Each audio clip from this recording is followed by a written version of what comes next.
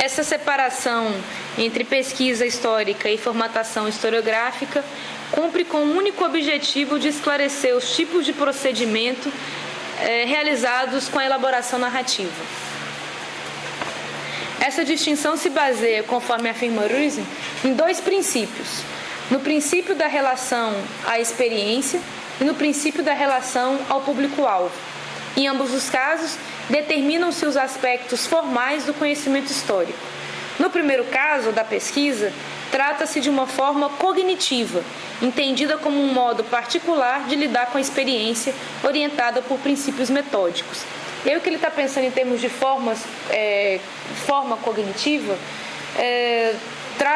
pressupõe que as regras do método histórico já estão internalizadas, né? Então, de tal forma que o historiador, quando se volta para a pesquisa empírica, ele faz isso já munido dessas regras como orientadoras da própria prática de seleção dos documentos e de análise documental. A regulação metódica garante uma certa relevância cognitiva, originada na fundamentação empírica. Basicamente, aquela ideia de que quanto mais dados da experiência, quanto mais informações ou testemunhos, né, dos acontecimentos, maior a razão de credibilidade das narrativas. Então, daí a ideia de relevância cognitiva fornecida pelo controle metódico da experiência. Se eu narro um acontecimento que se deu no passado sem fornecer esses testemunhos, as razões para eu acreditar são infinitamente menores. Então, essa é a dinâmica ou a lógica de fundamentação empírica e relevância cognitiva. Nós estamos falando aqui da diferença entre uma narrativa histórica comum e uma narrativa histórica em formato científico. No nosso dia a dia, nós contamos um sem número de histórias, porém sem o rigor típico do formato científico no que diz respeito ao conteúdo empírico. Em outras palavras, no dia a dia nós geralmente não exigimos a apresentação de fontes ou, numa linguagem mais antiquada, a apresentação de provas, a menos que seja um caso, como eu costumo brincar, né, num relacionamento em que uma das pessoas ou as duas pessoas são extremamente ciumentas e aí exige prova a todo custo para saber, para controlar onde a pessoa esteve, com quem esteve, o que andou fazendo, né? Então aí, nesses casos, pode ser que mesmo é quase um controle tão rígido quanto o conhecimento científico, né? Uma das coisas que o Ruizing diz é que toda narrativa histórica pretende verdade. Então, na realidade, o que diferencia a narrativa histórica científica das demais formas de narrativa não é o fato de pretender a verdade, mas sim o modo como essa verdade é pretendida. No caso do conhecimento científico, o rigor é muito maior, né? Já no cotidiano da pesquisa empírica, então, por contraposição à narrativa no senso comum, a narrativa histórica no senso comum, a apresentação dos testemunhos ou das fontes é indispensável e é justamente isso que garante a relevância cognitiva. Então, a relevância é garantida pelos princípios metódicos que funcionam como forma cognitiva que orienta a pesquisa. No segundo princípio de diferenciação entre pesquisa e formatação historiográfica, o da relação ao público-alvo, trata-se de uma forma expressiva, né? Então diferente aí da forma cognitiva. Essa forma expressiva é baseada em princípios estéticos e retóricos capazes de garantir uma certa relevância comunicativa originada na apresentação, bem-sucedida do saber histórico em relação ao público destinatário e na capacidade de inserção deste saber na vida dos sujeitos. Então, quer dizer, se a forma cognitiva está para a relevância cognitiva, a forma expressiva está para a relevância comunicativa. Forma cognitiva, relevância cognitiva se relacionam à pesquisa empírica. Forma expressiva, relevância comunicativa se relacionam com a formatação historiográfica. Mas em ambos os casos a gente está falando de relevância, né? Seja cognitiva, seja comunicativa. Então isso já é um indício de que o controle da narrativa histórico-científica se dá não apenas na pesquisa empírica, como também na escrita da história. Percebe? Então essa é uma diferença na perspectiva do Ruizing em relação às formas de apresentação. As formas de apresentação não se equivalem à narrativa literária, também porque, além de ser, né, além do fato de exigir fundamentação empírica, também porque a relevância comunicativa tem alguns critérios específicos de controle sobre a linguagem, né, do historiador. Isso aparece na narrativa historiográfica como coerência estética e retórica, essa relevância comunicativa. Mas, como o próprio autor diz, os termos estética e retórica carecem de explicitação, até porque são termos correntes, né, na linguagem cotidiana. Geralmente, estética a gente associa à beleza e, geralmente, retórica a gente associa, né, no senso comum, a um discurso vazio, né? Um discurso que busca simplesmente convencer o interlocutor, mas sem necessariamente apresentar ali razões de credibilidade. Então, daí a necessidade de explicitar o que está se entendendo aqui por retórica e por estética. Então, por isso que ele planta essa pergunta, né? O que se entende por estética, vamos pensar primeiramente, e o que se entende, no segundo momento, por retórica. No primeiro caso, entende-se por estética um plano e uma intenção por meio das quais o sujeito, destinatário, é interpelado, né? Ou, em outros termos, é questionado, indagado, desafiado em seu próprio mundo e no seu próprio existir. Não poderíamos sintetizar o plano estético como estratégia comunicativa que visa a inteligibilidade. É preciso, afinal de contas, falar a mesma língua dos destinatários. Então, aí a gente já tem uma nova dica. O caráter estético ou a forma estética da formatação historiográfica se divide em um plano e em uma intenção. O plano estético se relaciona com ou pode ser concebido como uma estratégia comunicativa, cujo objetivo é tornar o texto historiográfico inteligível para o público-alvo. Inteligível não só no sentido de falar o mesmo idioma, mas de ser acessível, de ser compreensível. E a intenção estética é entendida aqui como estratégia comunicativa que visa a libertação das coerções do agir. Fala-se também de uma estratégia pré-cognitiva ou metacognitiva. Então, a pré-cognitiva seria correspondente ao plano estético e a metacognitiva correspondente à intenção estética. Vamos entender melhor o que isso significa. A estratégia pré-cognitiva ou o plano estético, que visa a inteligibilidade, né, compreende a identificação ou criação de um solo comum de debate ou comunicação. Este solo comum é garantido não apenas pela linguagem, como eu disse, né, partilhar ou falar o mesmo idioma, mas sobretudo pela capacidade de entendimento. Essa capacidade pode ser gerada pela própria experiência ou pela faculdade da empatia. Então, por exemplo, é mais fácil compreender o conceito de mais-valia se na prática o sujeito já experimentou essa forma de espoliação no trabalho. Temos aqui um caso de capacidade de entendimento pela própria experiência. Eu cito esse exemplo porque eu vivi isso diretamente. Quando eu trabalhei uma época com o ensino de jovens e adultos, e uma das aulas, cujo tema geral era a Revolução Industrial, nós trabalhamos o conceito de mais-valia. E primeiro eu apresentei o conceito e a turma estava tendo uma dificuldade muito grande de entender o que significava aquilo. Como era uma turma, na maioria de pessoas já mais vividas, experientes, com anos e anos e anos de trabalho, quando eu comecei a dar exemplos da vida cotidiana, do que é a mais-valia, aí todos, né, assim, quase que imediatamente, né, lançaram aquele, agora eu entendi. Né? Aí se lembrou do patrão X, Y ou Z, que explorava. Então, quer dizer, a experiência da expoliação, né? A experiência da mais-valia, vem antes, nesse caso, do próprio conceito.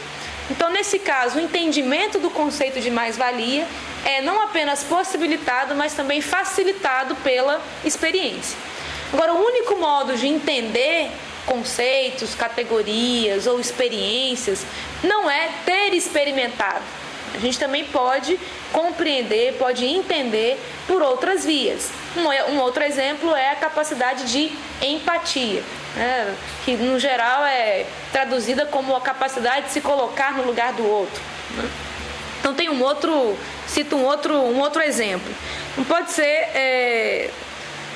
que alguém jamais tenha sido vítima de discriminação racial, mas consiga entender o sofrimento que ela é capaz de provocar no sujeito quando experimentou algo semelhante. Então não experimentou a mesma coisa, mas experimentou algo semelhante. A discriminação por ser mulher, por ser pobre, por ser portador de necessidade especial, por ser homossexual, etc, etc, etc.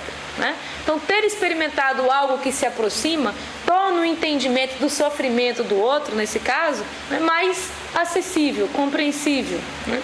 Então nós temos aqui 2 exemplos de entendimento, né, pela experiência e pela empatia. Falamos, portanto, da força, aí são expressões do próprio Riesing, né? Força sensorial, força simbólica, força representativa da relação com o mundo, capaz de levar à autocompreensão. Esse é, em síntese, o significado de plano estético. Então, o que está chamando aqui de força sensorial? Tudo que passa pelas sensações, pelos sentidos. Então, o entendimento pode ser possibilitado, propiciado pela experiência sensível. Uma outra possibilidade, força simbólica ou força representativa, que eu dei o exemplo da capacidade de empatia. De todo modo, são vias que levam a essa relação com o mundo, que é capaz também de produzir essa autocompreensão. Tá claro? Quanto à intenção estética ou estratégia metacognitiva, falamos da transformação do entendimento histórico em mecanismo de libertação. Então, se no primeiro caso do plano estético, o primeiro passo é o do entendimento, opa, agora eu entendi, né? Eureka! O segundo passo é o aproveitamento ou a transformação desse entendimento em mecanismo de libertação. Vamos ver como é que isso funciona. Ela visa a reformulação, a intenção estética, visa a reformulação das representações do passado ou a historicização de valores, ideias, comportamentos, práticas e instituições, permitindo aos sujeitos agirem sobre elas, livres de quaisquer condicionamentos. Como é sempre mais fácil entender por meio de exemplos, eu volto ao exemplo da mais-valia. Uma vez entendidas as raízes históricas dessa prática, bem como as diferentes estratégias de combate experimentadas ao longo da história, o sujeito primeiro experimenta esse entendimento como compensação da coerção, espoliação, e em seguida constrói, pela autocompreensão, uma relação de liberdade com sua memória histórica. Dessa relação de liberdade, várias possibilidades de ação se abrem ao sujeito. E, nesse sentido, a estética introduz uma dimensão utópica do tempo na determinação do agir, alimentando a imaginação simbólica e levando à simulação de um mundo e de um estar no mundo diferentes. Não sei se ficou claro, vou tentar trocar em miúdos. No exemplo primeiro aí da mais-valia, nós temos o caso de pessoas que já experimentaram a mais-valia, mas ainda não tinham acessado o significado conceitual do termo. E acessam esse significado pela própria experiência, pelo fato de ter experimentado.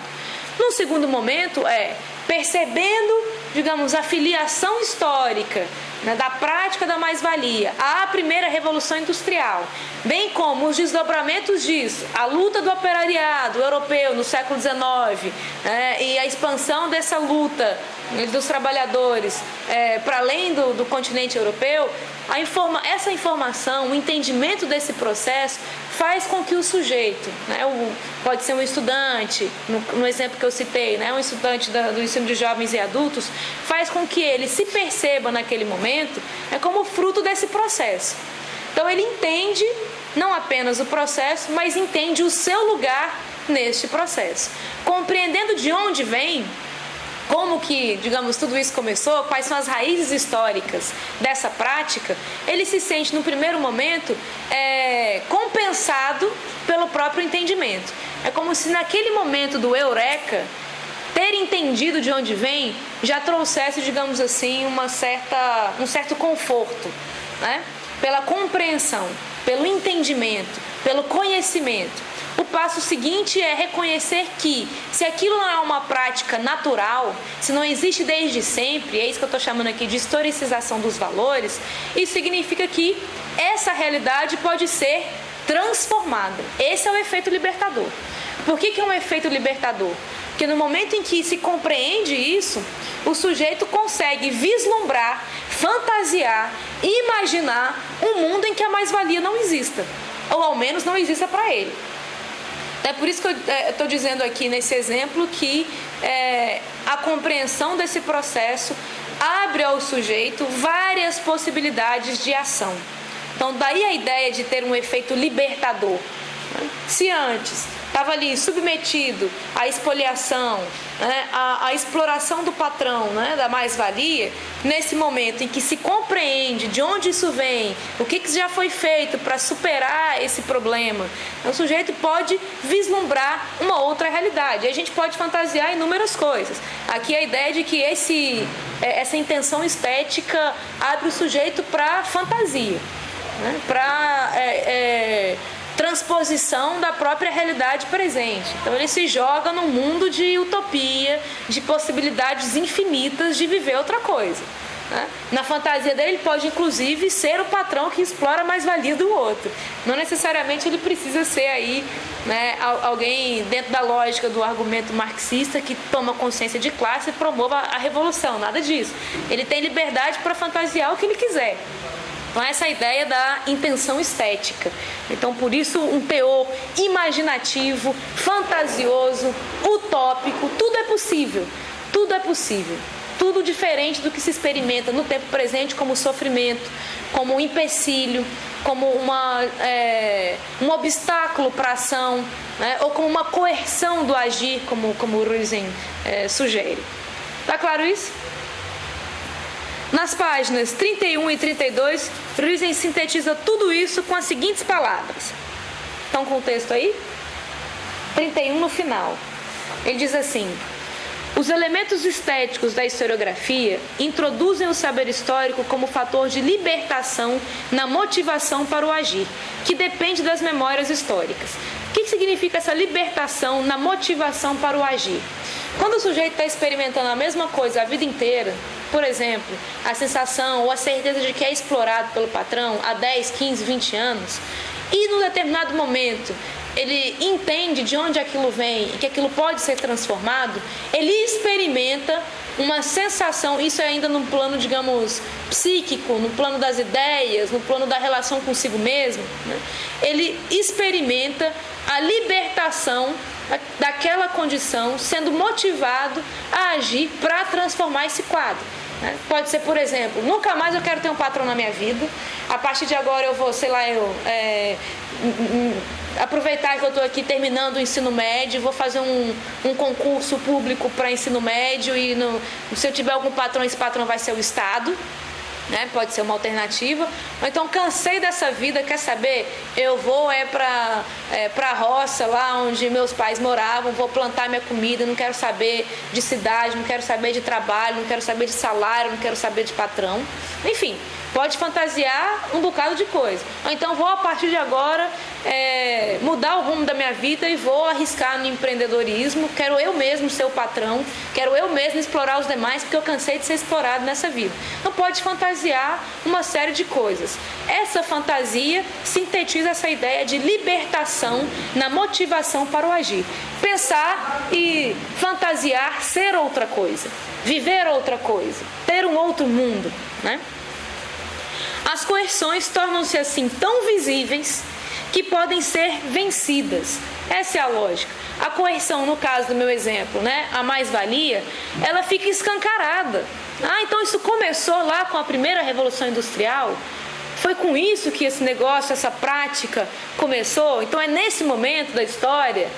Entendi. Então fica uma coisa tão explícita, tão visível, né, como condição histórica, como algo que foi construído, que pode ser vencido. Essa ideia de historicizar valores pressupõe que tudo que é construído pode ser modificado, diferente do que é natural, digamos assim. Até isso também é controverso, né? Mas para não entrar na polêmica aqui, nessa seara, vamos partir desse princípio.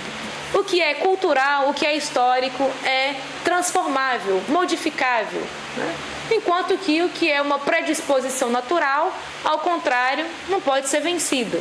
Tá aí, o maior exemplo disso, como eu sempre cito, é a morte. Embora também a morte a gente tem dado o nosso jeito de driblar há tempos, né? Com antibióticos, com máquinas de respiração artificial, né? Com marca-passo, com um bocado de coisa, a gente dribla inclusive a morte ou supera a morte por um pouco mais de tempo. Então também nesse caso a gente consegue ir além da questão histórica, cultural. Bom, de todo modo, ele está pensando aqui em historicização de valores. As coerções tornam-se assim tão visíveis que podem ser vencidas. Continuando, a subjetividade dos destinatários é inserida no movimento de participação ativa na memória do que extrai sua força criativa para dar forma ao futuro. Sabe uma fórmula, uma máxima muito comum no discurso historiográfico, que é pensar o indivíduo como sujeito, como agente histórico? O que significa pensar o sujeito como agente histórico? É exatamente isso que ele está definindo. A subjetividade dos destinatários, é o público. Esse público pode ser o leitor de uma obra historiográfica ou o nosso aluno no curso de ensino fundamental e médio. A subjetividade desses destinatários é inserida no movimento de participação ativa na memória. Então você vincula a subjetividade do seu aluno, né, de 13, 16 ou 50 anos de idade, à história, à memória histórica dos primeiros operários expoliados, explorados lá na Inglaterra da primeira Revolução Industrial, no final do século XVIII. Então é nesse sentido que ele se torna um agente histórico, porque ele é vinculado a esse passado, né? Ele se percebe como resultado e continuação desse passado, mas resultado e continuação no sentido também de se apropriar dessa memória histórica e dar continuidade a ela. Como, por exemplo, eu citei aqui o sujeito que pode ir para a roça, pode decidir se tornar patrão, mas ele também pode se decidir, por exemplo, pela filiação ao PSTU e lutar pela Revolução Socialista, né? Então, se integrar à própria memória histórica do movimento operário no Ocidente. N possibilidades, né? De todo modo, essa é a ideia de inserção da subjetividade no movimento de participação ativa na memória, né? Dá-se pela historiografia uma espécie de catarse da memória. Lembra da gente discutir lá o François Hartog, no sentido de catarse como reconciliação com a realidade? Se antes o sujeito estava lá, digamos, apático, até um tanto conformado, né, com a expoliação, mas ainda assim sofrendo, né, com isso, quem é que não sofre com a exploração de mais-valia? Nesse momento que ele se percebe como um sujeito agente, né, ele experimenta esse sentido catártico de reconciliação com a realidade. Então, por seu intermédio, continuando aqui, por seu intermédio, os destinatários alcançam um entendimento aprofundado de si mesmos e de sua historicidade. Ganham, ademais, uma motivação para agir, na qual seu próprio eu se vê liberado das coerções decorrentes de um passado incompreendido no presente que pesaria como um laço. Uma catarse assim libertadora e estimulante se funda na coerência estética da formatação historiográfica.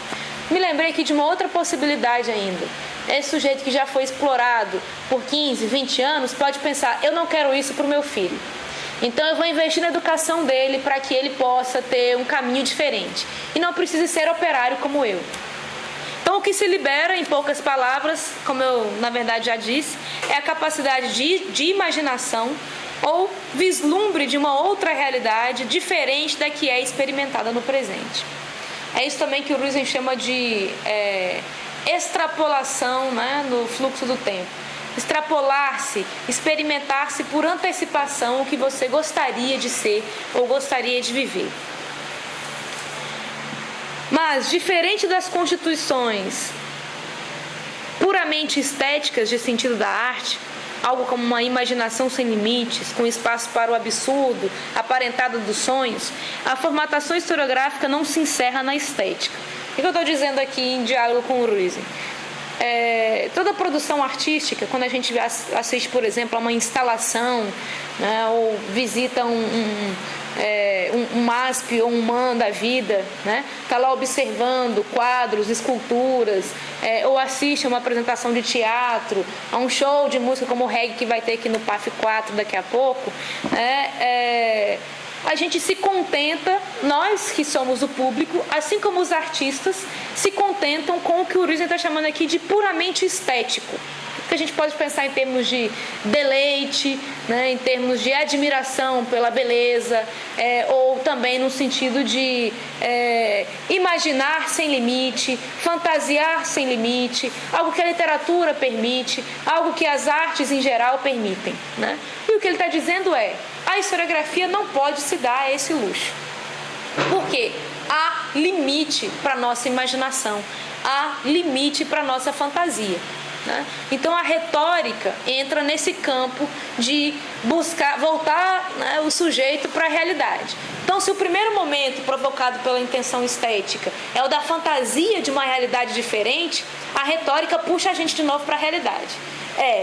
A utopia é como se ela dissesse, a utopia é fundamental, mas a gente precisa vincular isso às condições práticas do agir. Você quer ser empreendedor? Ótimo. Você tem crédito para isso? Você pode realizar esse sonho assim de imediato? Ou você vai ter que criar planos, né, um projeto para que isso funcione? Pensando aí no exemplo que eu citei, né? Então é preciso, no caso do conhecimento histórico, vincular essa apreciação estética, vincular essa capacidade imaginativa, esse transpor-se no fluxo do tempo às condições reais do agir. Então, por isso que eu estou aqui nesse diálogo dizendo que, diferente das constituições puramente estéticas da arte, a formatação historiográfica não se encerra na estética. Ela depende também de uma relação pragmática com a realidade. Ou, dito de outra forma, a retórica domestica a imaginação proporcionada pela estética, tornando as intenções do agir compatíveis com as condições práticas de ação. Na relação que a retórica estabelece com a estética, poderíamos dizer que se obedece a dois movimentos. Um primeiro de distanciamento da realidade pela imaginação, né? Libertação, é o sujeito que se dá conta que é explorado e que por isso fantasia uma realidade em que ele deixa de ser explorado, daí a ideia de distanciamento da realidade pela imaginação, né? E um segundo momento de retorno à realidade, com novas diretrizes para a ação transformadora. O que isso significa? Eu percebo a exploração, eu não quero ser explorado, fantasio um universo, uma realidade em que eu não sou explorado, mas nesse momento eu preciso voltar para a minha realidade, que é a de exploração, para poder planejar uma estratégia de transformação dessa situação. Quando a gente junta essas duas coisas, aí a gente tem o que o Ruizen está chamando de forma estética e retórica, certo?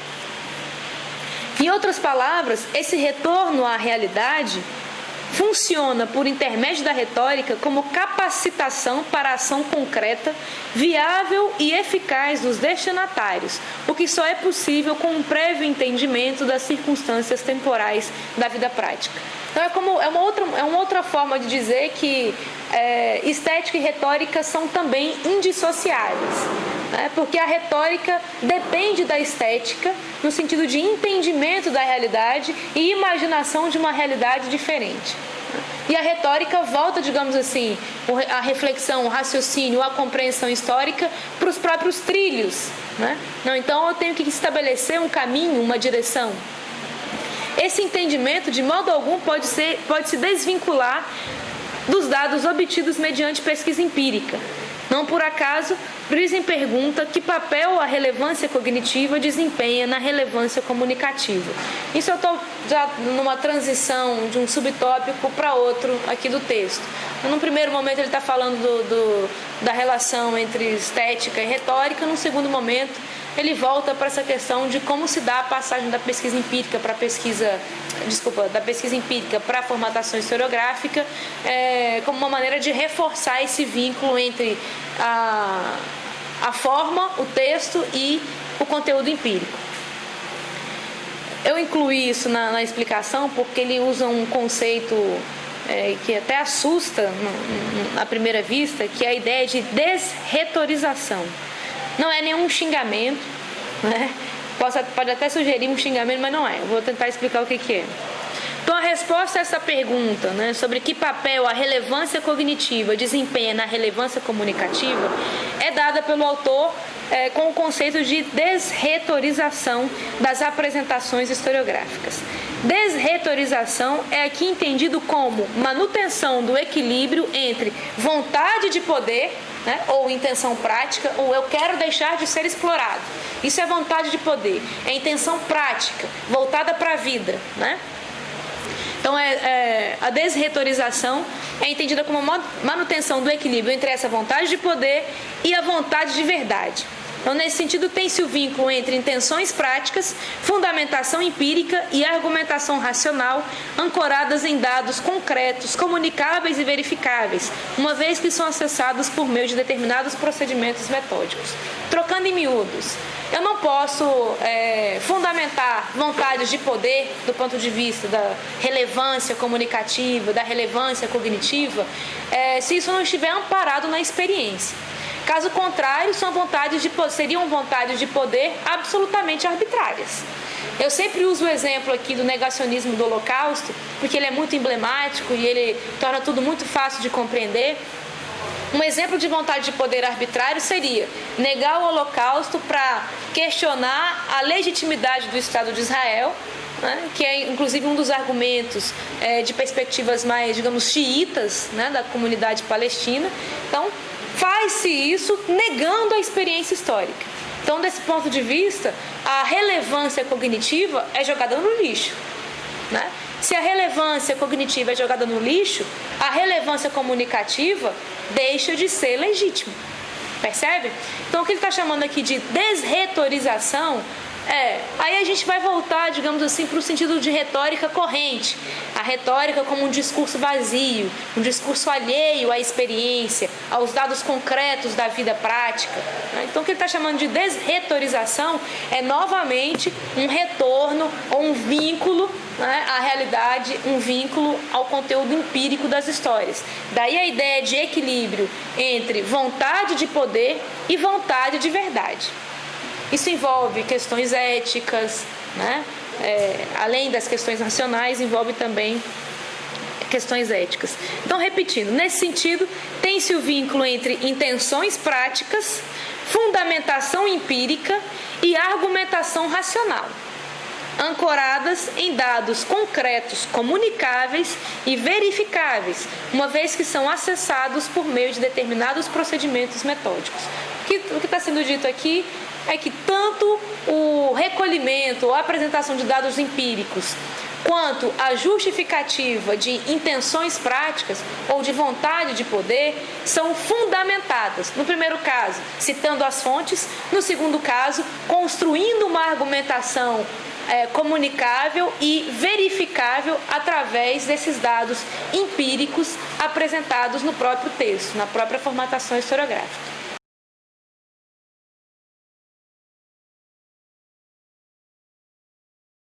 Três perguntas, na realidade, de certa forma já são também prévias da nossa avaliação, né, que é uma justificativa para esse debate.